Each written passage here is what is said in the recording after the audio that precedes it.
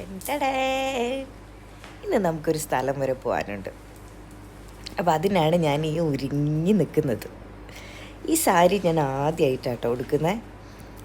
ഇത് ഞാൻ വാങ്ങിയിട്ട് ഇതുവരെ ഉടുക്കാനുള്ളൊരു ചാൻസ് എനിക്ക് കിട്ടിയിട്ടില്ല. ഇപ്പോഴാണ് എനിക്ക് അതിനൊരു ചാൻസ് വന്നത്.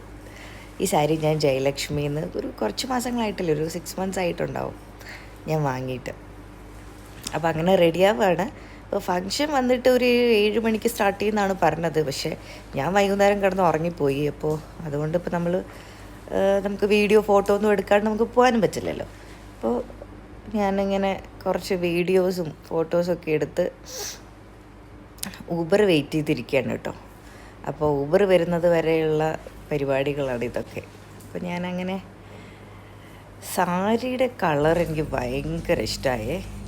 ഇതൊരു പീക്കോക്ക് കളറാണ്. പീക്കോക്ക്, ഗ്രീന്, ബ്ലൂ, അങ്ങനെ എന്തൊക്കെയോ ഒരു കളർ മിക്സ് ഉണ്ട് കേട്ടോ ഇതിൽ. അങ്ങനെ ഞാൻ അവിടെ എത്തി. ഇത് എന്താണെന്ന് വെച്ചാൽ ഇത് വന്നിട്ട് എൻ്റെ ഒരു ബെസ്റ്റ് ഫ്രണ്ടിൻ്റെ സലോണിൻ്റെ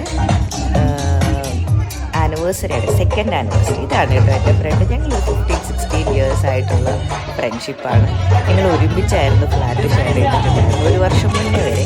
പിന്നെ ഫെബിയുടെ പുതിയ സലോണിൻ്റെ 2ാമത്തെ ബ്രാഞ്ച് കോട്ടയത്ത് സ്റ്റാർട്ട് ചെയ്തു. അങ്ങോട്ട് പോകുന്നത് അങ്ങനെയാണ് ഞങ്ങൾ സ്പ്ലിറ്റ് ആവുന്നത്. അങ്ങനെയാണ് ഞാനിവിടെ ഒറ്റയ്ക്ക് ഫ്ലാറ്റ് എടുക്കാനുള്ള കാരണം.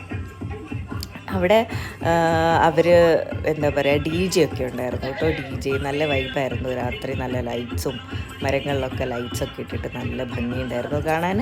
പിന്നെ അവർക്ക് അവരുടെ എന്താ പറയുക പ്രൊഡക്റ്റ് ലോഞ്ച് ഉണ്ടായിരുന്നു.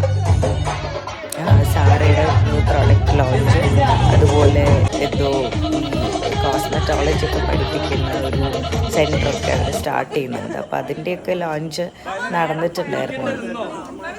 അതും കൂടെ ഉണ്ടായിരുന്നു. പിന്നെ